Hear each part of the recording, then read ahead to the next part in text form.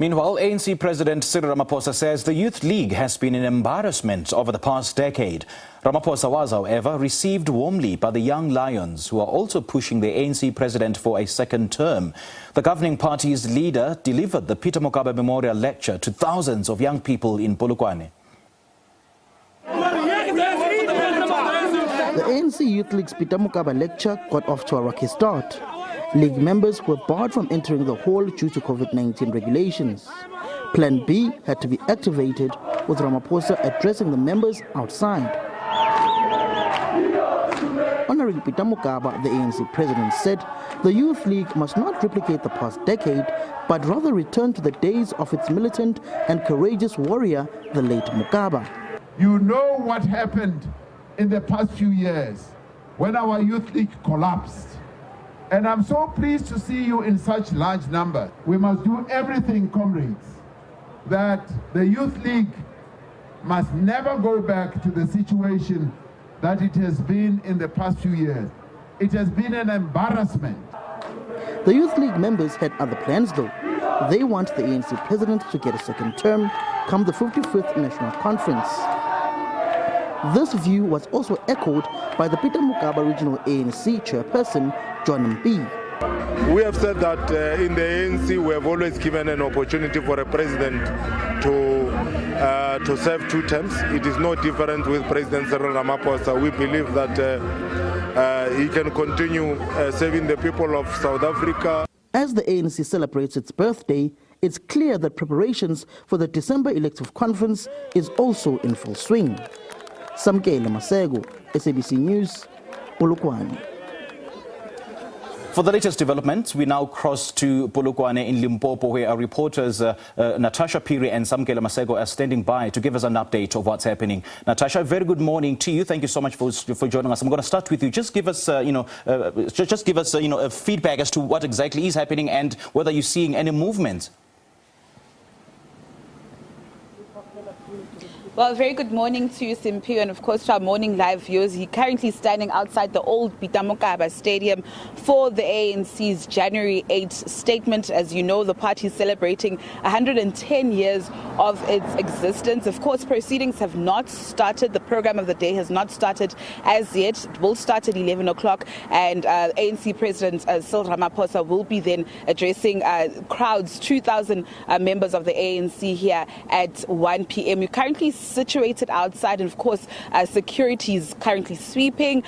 We've yet to actually go inside the stadium, but of course my colleague and I, Samkele Masego, have been here in Polokwane since Wednesday, of course following various NEC members. Of course Sam was tasked with following the president of the ANC. I was tasked with following the deputy president of the ANC. Sam, if you could just quickly recap. I mean, this week has been very, very interesting, more especially for the president. Take us through what actually happened in Sekhukhune on Wednesday. Well, in essence, Natasha, what is happening is that the ANC president went on a campaign in the Sekhukhune region of the ANC, Mpahlele, and he, in essence, went to garner those people of that particular district, which is one of the districts where the ANC in this province performed very well, as with the Peter Mokaba Capricorn district, where we are currently situated. When he got there, he engaged with the traditional leaders, whom some of them are very scathing against the ANC president, saying that he was in essence lying and not fulfilling many of the promises he had made as the head of state and also as the president of the ANC, dating it back to when he was deputy president to former President Jacob Zuma. He went on to say that he would like to hear the traditional leaders speaking less about themselves, about the perks they should be getting from government, but rather speak about the people of their region, how they help alleviate the poverty of the people within that area.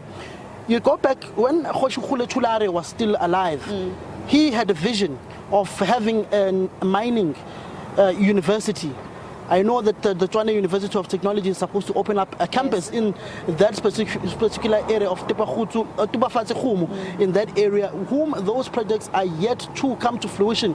There are a number of mines in that area. It's a chrome-rich area where they also want to have employment of those people. And those are some of the skills that the president is saying that they need to develop over the coming years in order to make sure that the economy of that area benefits the people of that Sekhukhune district.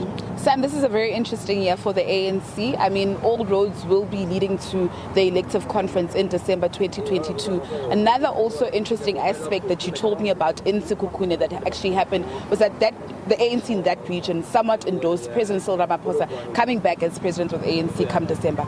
In essence, the political machinations building up to the 55th National Conference of the ANC in December are in full swing. There have been a number of caucuses taking place in and around the Polokwane, building up to that conference of the ANC. Tala, the regional secretary of the ANC in the Sekhukhune region, came out and endorsed Cyril Ramaphosa in that cadres forum that was organized in saying Pinda Ramaphosa Eta, second term Eta. And he's not the only person who's done that. Ludere in the Vembe region, they've also come out and endorsed the ANC presidency, which was a regional conference resolution that he should come back as a president, which is an unwritten rule within the African National Congress, that a president of the ANC always gets a second term for continuity and stability. That was further echoed by Chupuma Tabata, the provincial chairperson, whom the Sekhukhune region is the original region of him and the treasurer of the ANC who suspended, Denim Caesar, whom many people feel as if he is the strong man of the politics in this province, as there are clear divisions between Soviet Lekhanyane, the provincial secretary, and Denim Caesar, who is the provincial treasurer, with Stan Matabata Chupu being in the middle. But many people are saying that Chupu Matabata is moving with the likes of Denim Caesar, and that is why you are seeing people like Johnny Mbe, who is the regional chairperson of the Peter Mokaba region, also coming out speaking to the SABC yesterday, saying that there should be continuity with Ramaphosa as president of the ANC, but there should also be generational mix in the top six, as there is huge talk now of ANC leaders infusing a younger generation into the ANC top six come their December conference. And talking about infusing a younger generation, young people, I mean, we covered various events of the NYTT, young people here in Limpopo. Sam, their conferences from the 25th to the 28th of March. I mean, how do you see things playing out for the ANC Youth League? In essence, the ANC Youth League, in the words of their president of the ANC, Cyril Ramaphosa, yesterday, said the Youth League in the past decade, since one may say, or before, after the disbandment of the Youth League, led by one who was a member here in the Peter Mokaba region, that is a protege of Peter Mokaba, that would be Julius Malema and the likes of Fikile Mbalula, saying the Youth League has been an embarrassment and the Youth League has collapsed over the years, and the Youth League must rise from the ashes in order to be great again, but not to fight amongst one another and not to be used to fight factional battles of the mother body. Those political machinations inside the NYTT, which is an appointed structure, not an elected structure, which represents branches. So the current structure of the Youth League NYTT does not represent branches because they were not elected by branches, in the words of many Youth League members. So they should not have a view on the leadership preferences of the African National Congress. But as we've come to know with the NYTT of Mzwandile Masina, Makasela Mzobe, they were also embroiled in the factional battles of the African National Congress. One linked to Gwede Mantashe, another linked to former President Jacob Zuma, and the rest is history in the political ambitions of those whom were linked to the incumbent president at the time. You've had Sizopila Mkhize coming out and saying there is no second term that is being endorsed by the ANC Youth League. But yesterday you had Youth League members chanting second term for ANC President Ramaphosa, whom were accompanied by Joy Maimela, the coordinator, Tlangi Mohale, who is one of the organizers of the ANC Youth League. You had the likes of Nongceba Mohlaule, who was alongside the ANC President, whom also the deputy chairperson of the ANC in the Limpopo province, Florence Radzilani. If you remember the visuals of the Nazareth conference, it was Sizakele Nkosi Malobane and Florence Radzilani when Ramaphosa was announced as the president of the ANC, whom went up and ran up to him to stage when he was announced. Florence Radzelani had to step aside due to issues of VBS Mutual Bank, the bankrupting and the collapsing of that bank. She later on came back after it is said from the Africa Terimotau report that she received a gratuitous gift of 300,000 rands for Christmas. So those are some of the political machinations. And also you've got Julia Matebe, who is the chairperson of the ANC in the Sekhukhune region. She was the mayor of Elias Motsoaledi, who had deposited money into the VBS Mutual Bank. Chupu Matabata, the provincial chair in Premier, says Julia Matebe cannot be forced to step aside or to be charged because the monies that were invested by the Elias Motsoaledi municipality were able to be recouped. Yes, there were no interest on the financial dividends, but the amount they initially deposited into the bank was able to be recovered, and that municipality never lost any money.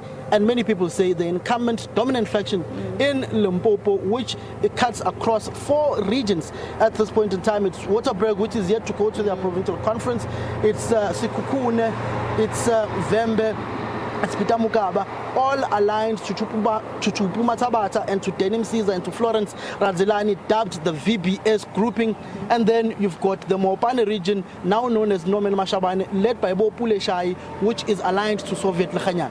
Samgela, thank you so much for your time. Of course, Simphiwe, that was my colleague Samgela Masego, just unpacking various issues here in regards not only to this January 8th statement, but of course that much anticipated elective conference that will be taking place later on this year in December. Of course, as the SABC, we promise to give you blow-by-blow coverage of this year's January 8th statement, where the ANC is celebrating 110 years of its existence. From now, it's back to you in studio.